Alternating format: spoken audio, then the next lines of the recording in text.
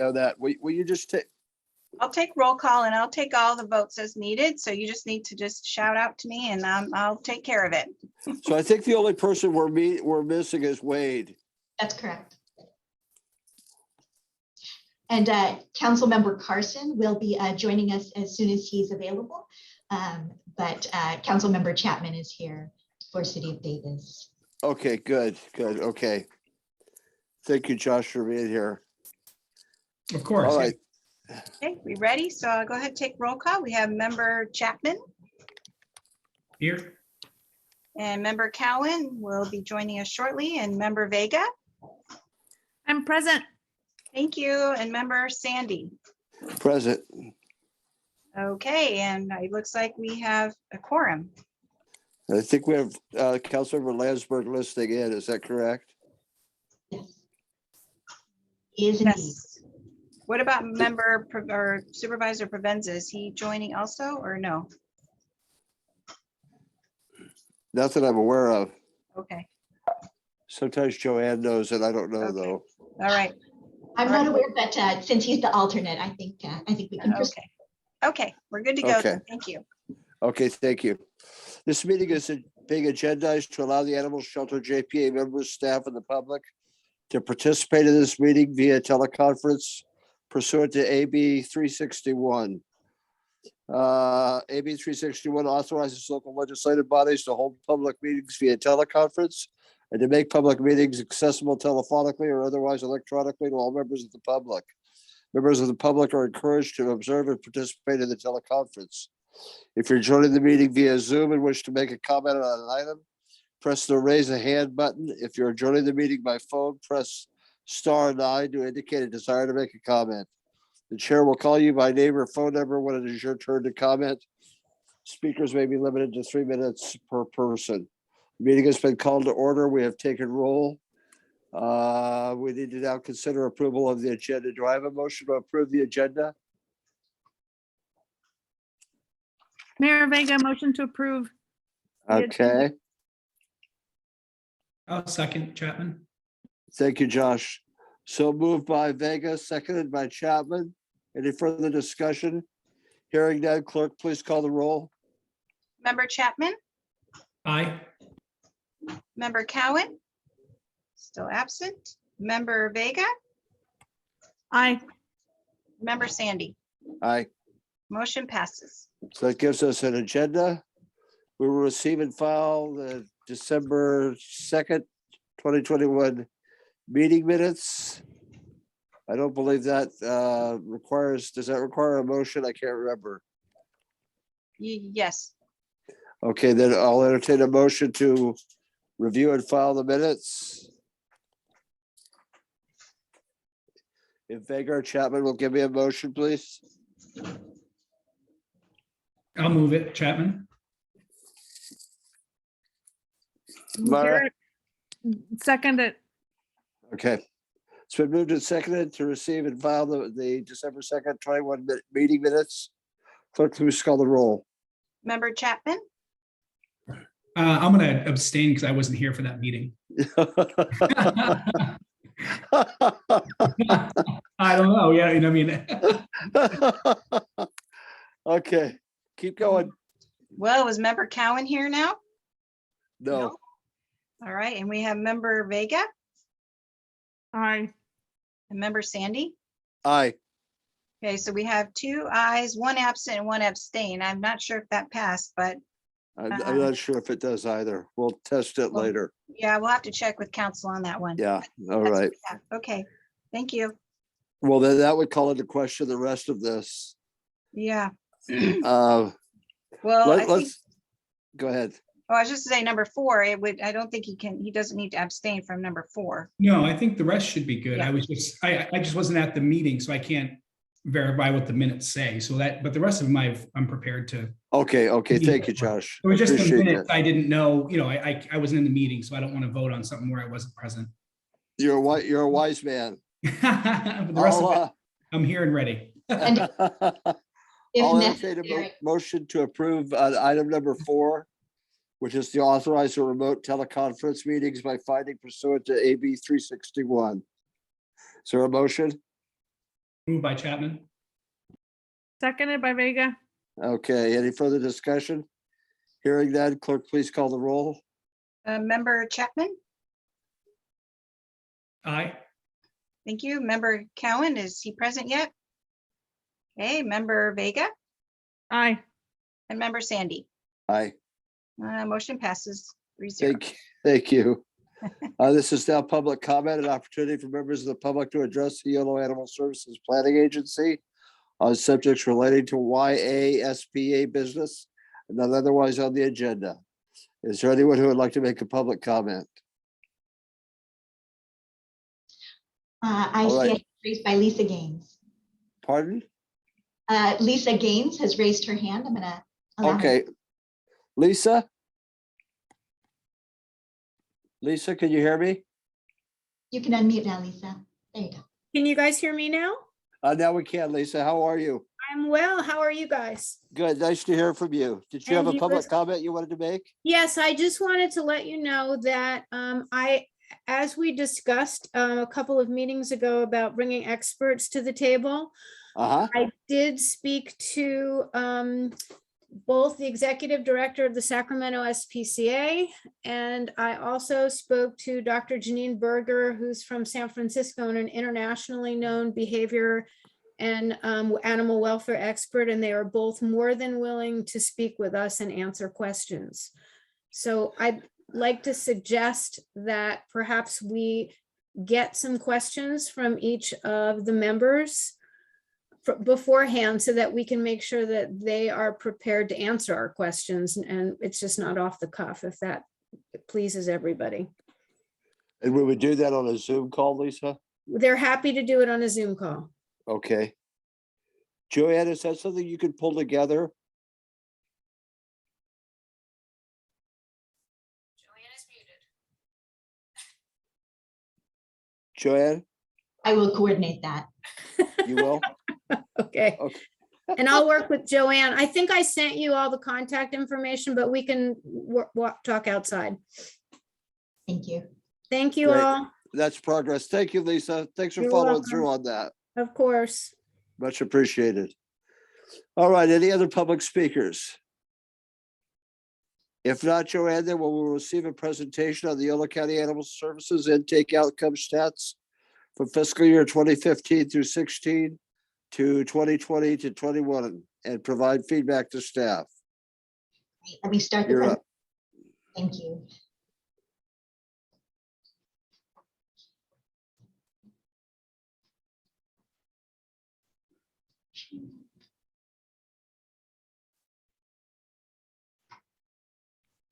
Okay, can everyone see the slide presentation? It's up. Yes. Great, thank you. Well, good afternoon, everyone, and thank you so much for joining us today for the Animal Services Joint Powers Agency meeting. And I appreciate everyone's patience and forbearance for the technical difficulties that made it necessary to reschedule this. So I really appreciate everyone being here today. My name is Joanne Van Hoosier, and I'm a management analyst with the Yolo County Administrator's Office. And I'm quickly just going to revisit our current JPA work plan to kind of give an orientation to where we are in the process. So we are nearing the end of our baseline understanding session. So kind of to evaluate the current state of the animal services in Yolo County. So we've got today's presentation that will be on kind of service levels, animal intakes and outcomes, as well as calls for service. And then at our next meeting towards the end of this month on February 24th, we'll be looking at costs. So that will be the end of this arc of sort of background information, current state, understanding, and then we will start developing the JPA strategic plan and use that to create our roadmap for moving forward starting in June. And we'll be doing presentations to each of the city councils and boards at the end of each of these major phases. So today we're going to look at animal services intakes and outcomes from fiscal year 16-17 to fiscal year 2021 and receive your feedback and information requests. As we go through, I'll pause from time to time to take any questions from the JPA members. So just let me know if any questions come up as I go along. Why is that? Why is that jump like that? Why Yeah. did the years jump? Why did the years jump? Uh-huh. In I- other words, why did we start with 16, then go to 17, and then start again in 20 and go to 21? Oh, it's looking at all 5 fiscal years in that range. It's looking at what? We're looking at all 5 fiscal years, starting from 16, 17, all the way through 2021. So Oh, I see. I just read it wrong. Okay, got it. the Okay. last 5 Thank, completed fiscal years. thank you. It looked like an exception to me, so. Thank you for asking. So we're going to look at live intake. So that's every animal that comes into Yolo County Animal Services, and that is from cats and dogs to any kind of wildlife that comes into animal services. We're going to look at it by fiscal year and jurisdiction. We'll also take a look at calls for service by jurisdiction. We'll take a closer look at intakes by category and species. There are some kind of notable differences between intakes for cats versus dogs. We'll take a look at the live release rates for Yolo County Animal Services and compare to some local jurisdictions. And during the process of looking at this data, I've also identified some potential community investments and actions that could improve outcomes. Any questions before I dive into the details? Actually, before I dive into details, I'm kind of a person who likes to have the big picture summary up front and then look at details. So I kind of do a sandwich of overview, details, conclusion. So we'll revisit this at the end of the presentation as well. But Yolo County Animal Services mirrors nationwide trends in animal intakes. So over the 5-year period, starting with fiscal year 16-17, animal intakes decreased 26% overall, with a single year drop between fiscal year 18-19 and 19-20 of nearly 26% just in that single year. And jurisdictions across the country are experiencing similar dynamics with the pandemic. And in terms of live release rate, so that's live outcomes. So animals that come into the shelter, live outcomes for animals that come into the shelter, it's a 90% live release rate. That's 95% for cats, 87% for dogs, overall 90%. And this is, sorry, I'm going to promote Chad to a panelist real quick.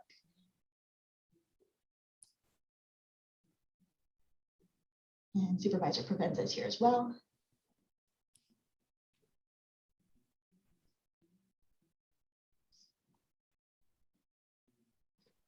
Okay, I think everyone is where they need to be. Pardon me for the pause. So the overall live release rate, 90%. We'll go into more of what we mean by live release rate as we go through the details. Just comparing to other local entities, Yolo County Animal Services has a more favorable rate, and there are potential investments and actions that can improve outcomes for animals and perhaps even reduce costs. Supervisor Provenza, did you want to say something? Oh, no, I'm just trying to, I was.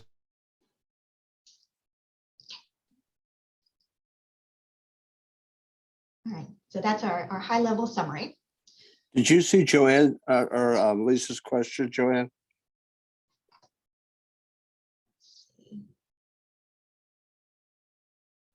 Is it in the chat? Yeah, I'm sorry. Yes, the live release rate do include animals that were transferred to other agencies. Okay. And we'll talk in more detail, but it is consistent with the shelter animals count methodology, which is Okay. Sort of a nationwide trying to get us more standardized reporting of animal metrics. Thank you for letting me know. And there's a question about how the live release rates compare to other jurisdictions, and we'll also touch on that in more detail on the future, on the further slides. So we've got live intakes by fiscal year. So this is every critter that came in alive to animal services. And so you can see in fiscal year 16-17, we were around 4,500, getting up to a high of 4,500 in fiscal year 18-19. Can actually kind of see the impact. I believe Yolo County Animal Services had a significant they seized like 200 fighting roosters that year, and you can really see the bump in the number of animals. But between fiscal year 18-19 and the first year of the pandemic, fiscal year 19-20, there was a dramatic, almost 20% decrease in animal intakes, and that continued in the most recent completed fiscal year 2021. And so this is consistent with what other jurisdictions are seeing due to the pandemic. This may be a bit of a calm before the storm, however, because of a number of pandemic shortages from labor to supplies and everything else. The number of spay and neuter surgeries that Yolo County Animal Services has been able to perform has gone down. I believe it dropped about 30% in a single year. So for example, in fiscal year 18-19, it was around 1,200 spay and neuters performed for cats specifically, and went down to about 859 the following fiscal year due to pandemic related shortages. So I think we will in future years see the intake rate start edging back up due to that factor. But currently for the most recent completed fiscal year, we had about 3,300 animals come into the shelter. This graph breaks it down by jurisdiction. So this top kind of navy blue line is City of Woodland. The bluish gray is the county unincorporated area. Purple is West Sacramento. Davis is this orangey color. Winters is green. Out of county is this gray line, and then UC Davis is the yellow line at the bottom. So overall, for the whole county, intakes went down 26% over the 5-year period. The most dramatic looking changes were in Woodland and West Sacramento. Woodland had a decrease of 38% and West Sacramento of 32%. Only one jurisdiction had an increase in intakes over the 5-year period. However, UC Davis has such a low number of intakes that any kind of variation is going to, make it look like an increase when it's not really a significant change. So this kind of visually shows the breakdown by jurisdiction. Here we've got calls for service. So, one factor in the cost calculation for the jurisdiction's share of the animal services expenses is animal intakes. So we just looked at animal intakes. The other piece that factors the percentage that the jurisdictions pay is calls for service. So there's an overall downward trend that's more steady in calls for service than it was for animal intakes. Animal intakes was really heavily impacted by pandemic factors, whereas calls for service has had more of a gradual decrease. So we're at about 6,900 for the previous fiscal year, and the colors for each jurisdiction are the same. The navy blue for City of Woodland, green for Winters, purple for West Sacramento, UC Davis in yellow, City of Davis in orange, county unincorporated in blue-gray. So not as dramatic a change, but there's definitely a downward trend. Overall, it's a 17% decrease. I also wanted to take a look at the categories of intake. So when animals come in, what is the reason for them coming in the door that day? So the single largest source of intakes is stray or at-large animals. That's about 64% of all live intakes for the 5-year period. And you can see that here in yellow. So, overwhelmingly, dramatically, animals are stray. And then a distant second place in the kind of dark blue here is owner surrenders at about 9% of intakes. So the number one reason that animals come into the shelter is that they're stray at-large animals, and then owner surrenders are about 9% of intakes. I wanted to break that down a little more, cats versus dogs, because there's some interesting dynamics that happen with cats versus dogs. So on the left here, we've got cats, on the right, we have dogs, and pretty similar proportions. About 66% of cats that come into the shelter are stray, and about 63% of dogs that come in are stray, followed by relinquished by owner at a much lower percent for each. Where you really see the difference between cats and dogs is in the age of animal intake. So again, we've got cats on the left, dogs on the right. 69% of stray cats that come into the shelter are under 5 months old. So it really is overwhelmingly surrendered and stray litters of kittens that are coming into the shelter. And so adult cats are about 23% of the cats that come in, and unknown age is about 8%. But by and large for dogs, 86% is adults. And so dogs coming into the shelters, you know, it's a number of factors that impact that, but it seems like overwhelmingly kittens that don't have, that are unhoused are the source of cat intake for the kids. Does anybody have any questions so far? Okay, we'll keep on going. We've here got a more detailed breakdown of outcomes for fiscal year 2021 for cats versus dogs.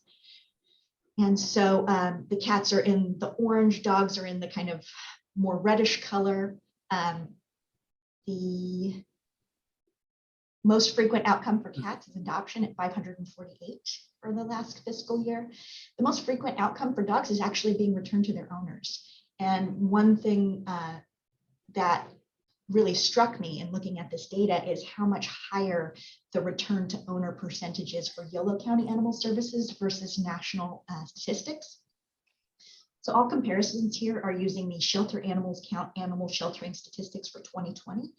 And Shelter Animals Count is a nonprofit created to share and steward the national database of sheltered animals. So there have been a number of efforts over the years to standardize animal data reporting. And so this, the result was the national database. And so the return to owner percentage for Yolo County at 71% of dogs, and a lot lower, but it's still much higher than the national averages of 17% return to owner for dogs and 3% of cats. To me, really spoke to the very advanced work that Yolo County Animal Services is doing to reunite pets with their families. The surrender rate for cats and dogs in Yolo County at about 14% of dogs and 7% of cats is also lower than national averages, which suggests to me that animal services may be doing some things to help people keep pets in their homes. And so there was a question about whether transfers to other agencies was included in live outcomes, and it is. So these numbers show transfer out about 307 for cats, 245 for dogs. Return to field is an outcome that you essentially only see for cats. This is unowned cats that are, you know, living out in nature and doing just fine. So they can go back there after they've been spayed or neutered. And with every animal care organization, there will be some number of animals that die in care. 37 cats and 6 dogs. If you look at these statistics, and you know, I'm not an expert in any of this, but a lot of what you see is again the product of so many stray animals coming in as kittens, kittens without a mama cat, and just not making it, failing to thrive. So I feel like I should pause there and see if there are questions. But how do you, what is a kitten? A kitten in this case is 5 months or younger. Okay. So We're able to determine that with some degree of accuracy? I believe so, based on size and teeth and other developmental factors. Okay, all right. I'm sure Stephanie could chime in on exactly how that's done, but I believe those are the usual factors used. We do we do check teeth. A lot of times, I mean, it's a rough estimate, but we consider anything under actually like 6 months here gets kitten food. But a lot of these, especially the ones that died in care, a lot of those are the day old to like 1 week kittens that are brought into the shelter. So the most vulnerable little ones. Huh. So in that case, I'll continue on. So live release rate. Per the shelter animals count methodology, live incomes are considered adoptions, return to owners, transfer out, and return to field. And the live outcome rate is calculated by dividing live outcomes by total outcomes. So in this case, we've got, not exactly lined up on these time periods, but for fiscal year 2021, Yolo County Animal Services had an overall live release rate of 90%, including 95% for dogs. Over the 5-year period, the live release rate ranged from 95 to 97% for dogs and from 84 to 89% for cats, with an overall live release rate between 90 and 93%. And I, just based on the information posted by other local jurisdictions, Yolo County Animal Services live release rate appears to be comparable or more favorable than other jurisdictions, including Sacramento County, SAC SPCA. Every jurisdiction has their own story and, reasoning for their live release rate, but I felt that this was a strong comparable performance and more favorable in this case. Based on self-reported data, so all of that shelter animals count nationwide data is self-reported. The government animal services nationwide rate has a live outcome average of 84.8%. So significantly better than that nationwide average. And I believe that some community investments and actions can improve outcomes and perhaps save money for the jurisdictions as well. Stray dogs are returned to their owners most of the time, and the percent has increased from 54% of stray dogs to 71% between fiscal year 16, 17, and 2021. And doing sort of my own back of the envelope calculations, I calculate a dog licensing rate of about 30% for Yolo County, which is quite high for dog licensing. That's actually higher than many things I've seen reported. But, in addition to helping control rabies, registering dogs and especially microchipping dogs helps them get home to their owners, because we know who the owner of record is, what their address is. So that can be really helpful. And I know that all of the Yolo County Animal Services officers have scanners so that they can scan for microchips in the field. Are you able to attribute those, Joanne, to specific locales? Oh, by jurisdiction? Actually, Yeah, in other words, if the county has a 30% licensing rate, what does Woodland or Davis have? I think I could further break that down. I calculated that percentage based on the overall county population, but Sure. I, as a follow-up, see if I could estimate it by jurisdiction. Okay.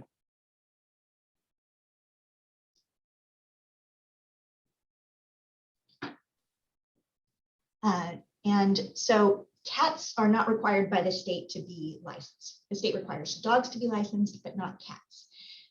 Cats are a jurisdiction by jurisdiction choice that has to be implemented at the local level. So things like increasing low or no cost microchipping could help increase return to owner outcomes for cats. And that could be done with or separately from requiring licensing for cats, because licensing cats is not currently required in Yolo County. And I think there's maybe like 5 total licensed cats in the county, just a little handful of them. And the ASPCA supports licensing for all companion dogs and cats, with fee differentials for intact versus spayed neuter pets, and exemption for unowned cats or feral cat colonies, so that you don't penalize people who are helping stray animals.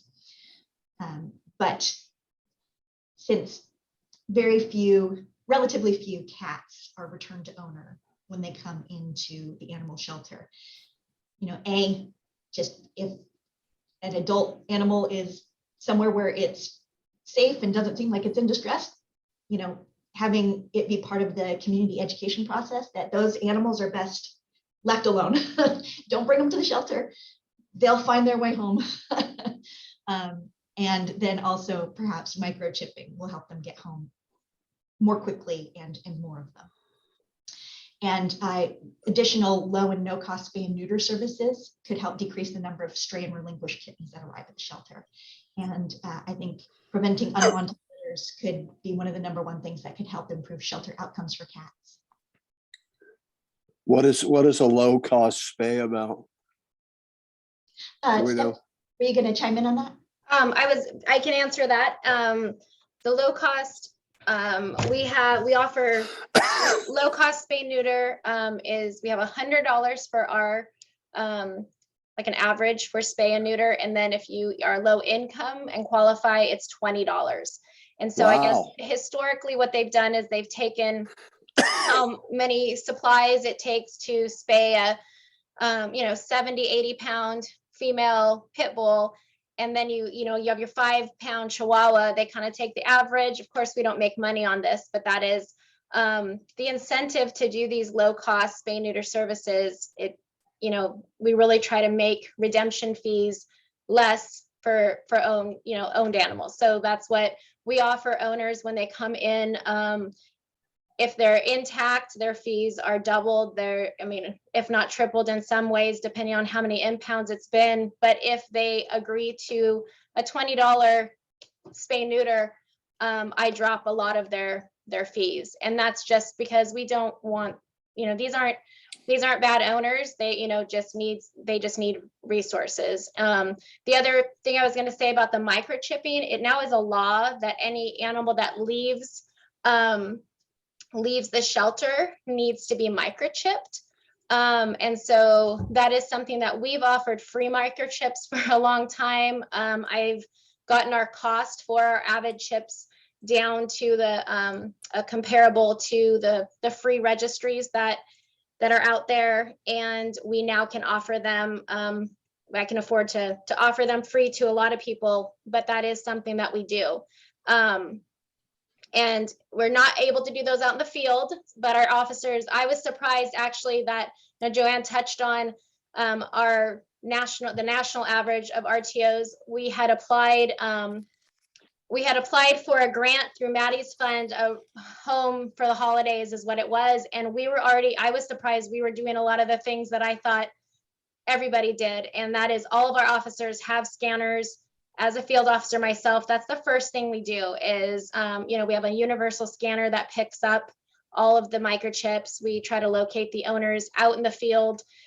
Even those that need low cost spay neuter or vaccines, we'll work with the owners, transport them to the shelter, then back if we can in some rare cases. So we really do try to keep the animals in their homes and provide the services that we need. And the pandemic really has slowed those numbers. Of the vaccine clinics that we can do, but yep. I can tell you from a personal consumer point of view, Stephanie knows we had our dog spayed a week and a half ago. It was over $600.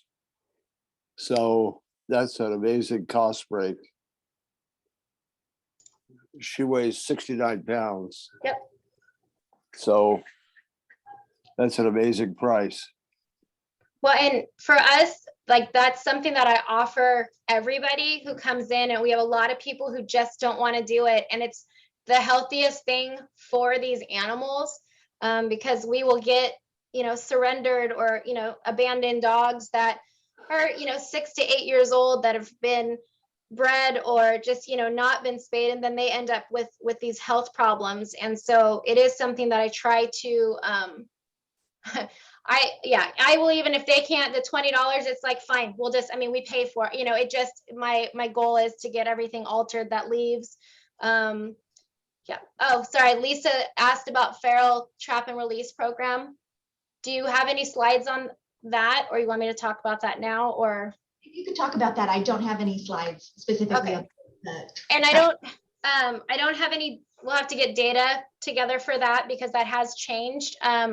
But as far as the trap and release program, prior to pandemic, we had scheduled, people could come in, rent traps. We would fit them in with our surgery load.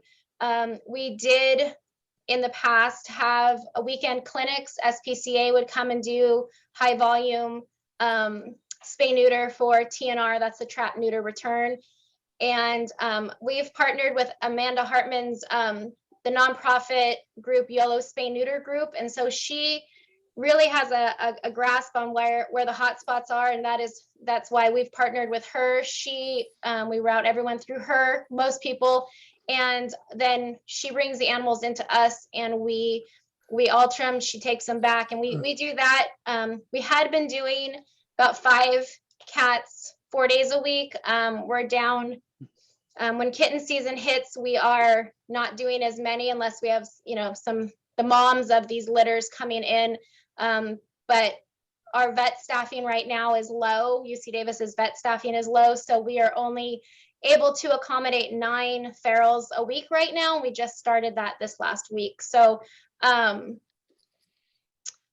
sorry, you said, is Amanda's group doing spay neuter? We are their partner for spay neuter. So one of the partners, I know she takes animals to SAC SPCA. Her cost, the cost has gone up for her. We've left it at what, I think it's $25 per cat. She's run into increase in cost at other clinics.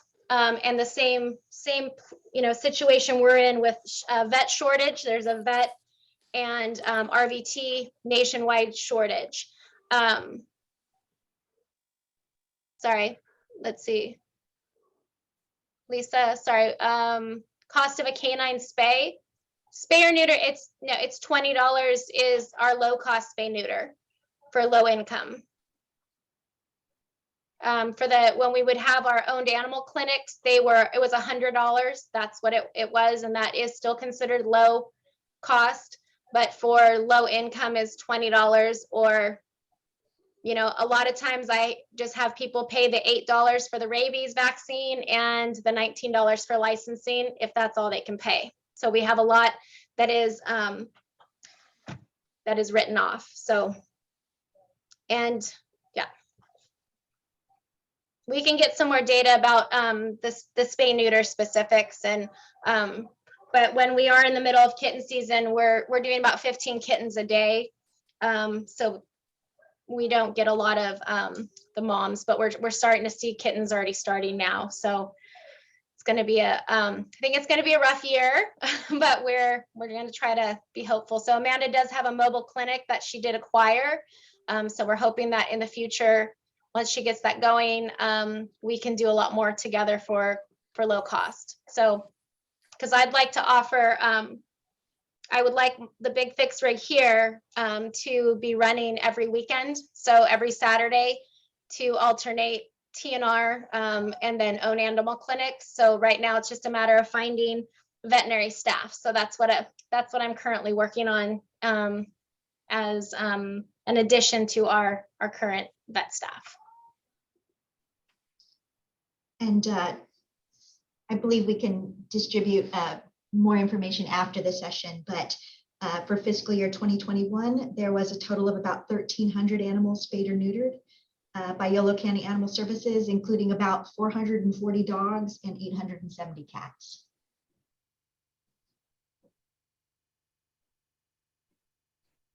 Any other questions or comments on this one? So that brings us back to our summary. Live animal intakes have dropped significantly since the start of the pandemic, but will likely bounce back due to other pandemic-related factors. Yolo County Animal Services had a live release rate of 90% overall in fiscal year 2021. And this is more favorable than other local entities. And Yolo County Animal Services outperforms national averages in several areas, most notably returning stray pets to their owners. And as we just discussed, community investments like increasing low and no cost spay and neuter services could help decrease the number of stray kittens, and increased microchipping and or licensing may help more stray cats get home. So with that, any general questions or more details that you'd like on any of the things that we looked at today?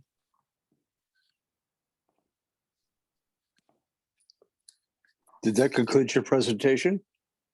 that concludes my presentation. Any questions or comments from our city members? Gary, this is Myra Vega. So just a comment just around kind of having the access to the low cost spay neuter. Seems like availability wise, there's an opportunity there to host more of these clinics. I know there's a wait list to get onto the kind of low cost SPCA clinics in Sacramento of like 3 months. Well,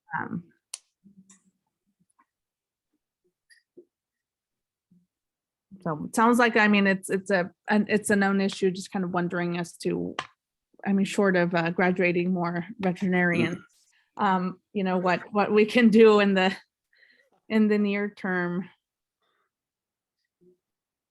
And perhaps Stephanie, yes. Yeah, that's what I've been brainstorming with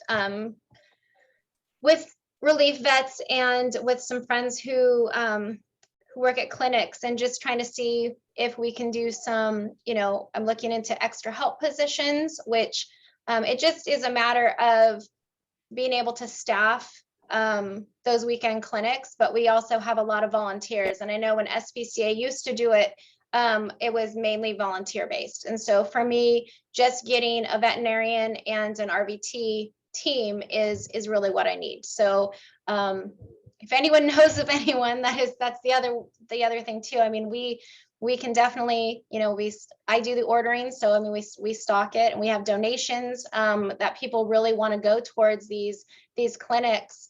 The other constraint with our big fix rig is we don't have the recovery space for large animals. So you really can only do 2 to 3 large dog spay or neuters. And that is just based on the recovery kennels.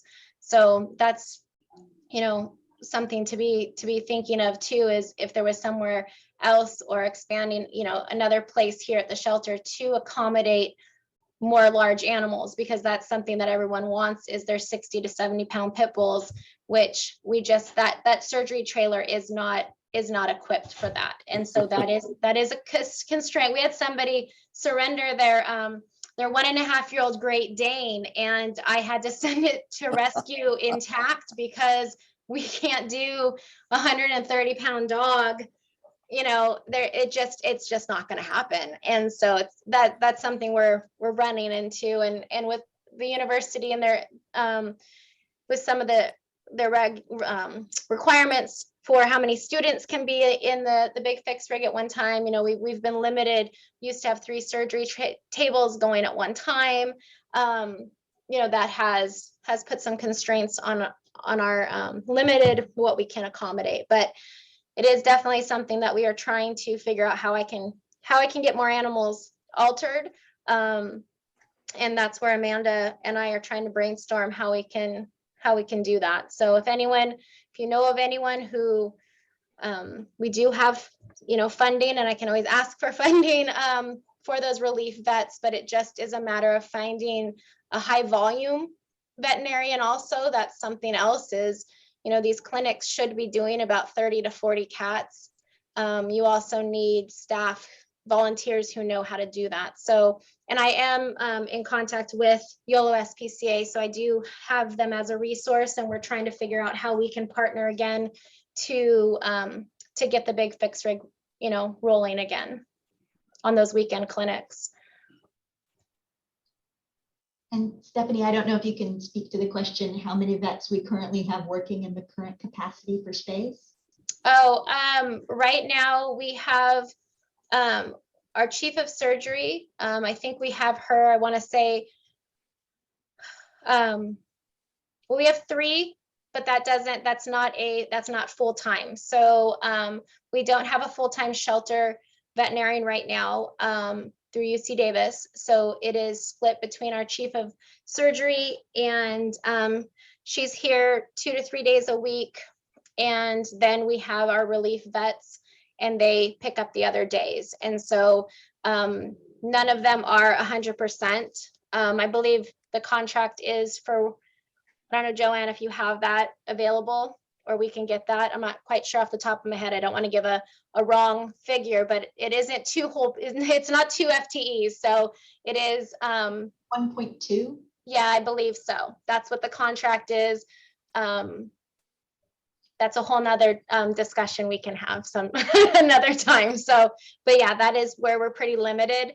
And that, you know, what we're talking about is the need for the community. That doesn't even go into consideration. You know, we just impounded 7 stray puppies on, you know, Friday. And then we had somebody who claimed they were stray 5 terriers come in, but it really was theirs. So, I mean, that's just what, you know, trying to balance the community need, which is high, and then what comes in daily, just stray, is high as well. So we need more spay neuter, and even reaching out to local veterinarians, they're very backed up as well. We used Yolo Vet during the pandemic. When UC Davis, they stopped doing surgeries for 4 months when the pandemic first started. And so I reached out to local vets to try to get some of our dogs that needed to be altered prior to adoption. And we paid, and the nonprofit Friends of YCAS picked up the other half of a lot of our spays. So yes, absolutely. Any ideas on how we can do this? We definitely need to get more opportunities for low-cost spay neuter and medical care, because that's one of the main reasons why people surrender their animals to us, is the inability to get medical care. So.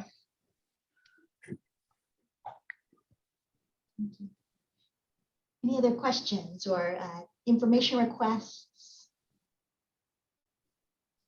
Yes, Supervisor Provenza. Thank you. Well, thanks for all the good work everyone's doing. There's obviously a lot of good work being done.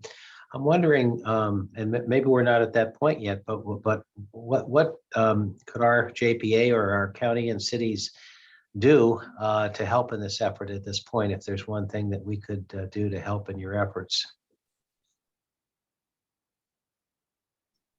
Stephanie? I know, I'm thinking my one thing here. I think education is a huge piece of it, but really, I mean, we really need to just, there we go, Lisa, education. It's a huge piece of it, but I think the education piece of how important spay neuter is, it still leaves us coming up short as to how to get people access to this. So I think that is where really expanding this, really, it's going to be expanding the space that we have for spay neuter to be able to accommodate what everyone needs. And I also feel, as far as education on kittens and cats, that's going to be key to keeping them out, so we can alter more cats and not be just flooding the community with all these kittens. They're cute and they're great, and we have a wonderful foster program, which is why we have such high numbers. But that still is resources that are really, we don't need to be doing if we could get the cats that, before they start to make all these cute little kittens that everyone wants. Right. So I think education is the biggest piece, and just the, sharing, which we can provide that as far as sharing. The rehoming is a big piece of what we do, because we're doing everything by appointment, but really working on how to get rehoming of some animals on their own, so the animals are staying out of the shelter. So that's something that we can provide to the cities and have direct links to that, so that way people just have better access to more information and resources that we provide people.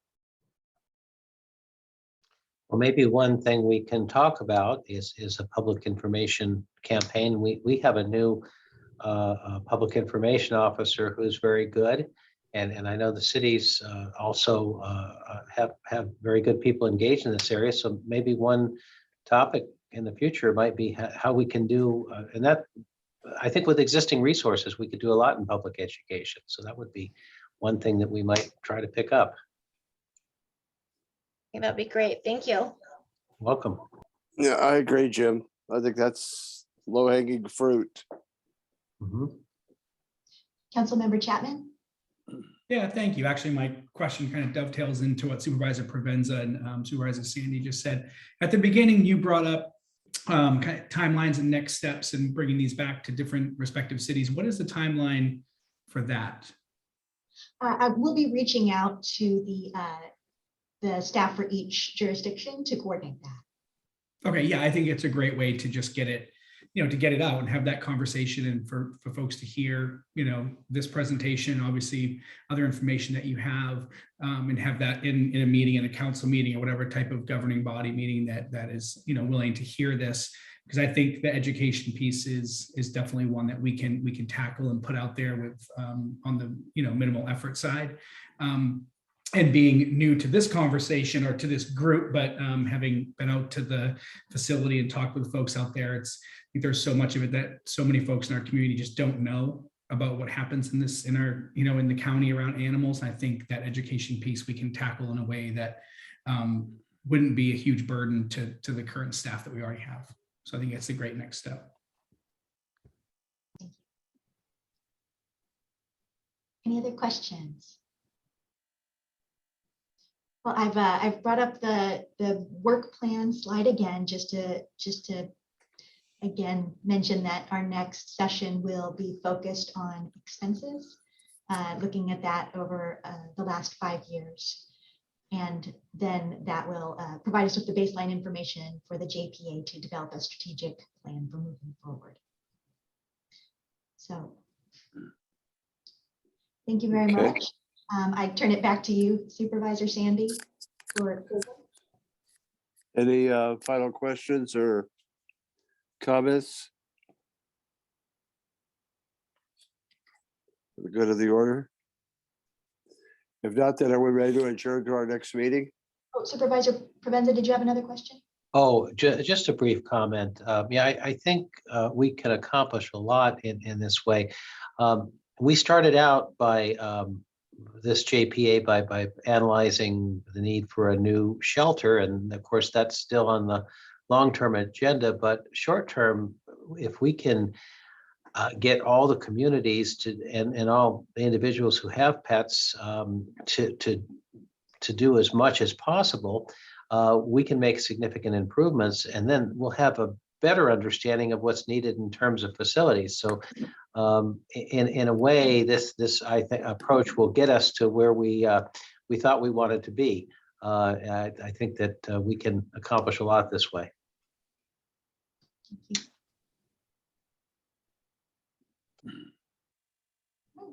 I see no additional hands at this time. Anything else? Is that it, Joanne? That's it. Anything else? Anybody want to make another comment? Giving you every chance here. All right, then we will, Josh, particularly appreciate having you with us today. Thank you. Absolutely. Good. Thank you. Yeah, it was great. Mayor Vega, thank you. Yeah, I was gonna say, am I chopped liver, Gary? Well, you tend to hurt those closest to you, and so I just take you for granted more than I do Josh. Okay, I see. Yeah, sorry. I haven't mentioned Mr. Landsberg at all. What do you mean? That is true. He's rich. I'm sure his feelings are really hurt. Supervisor Provenza, thank you, sir, for weighing in and attending. With that, then we will, Lisa, thank you as well very much. You're very helpful. And we will adjourn to our next meeting then. Thank you all. Thank you. Thank Have you. a good day. Okay.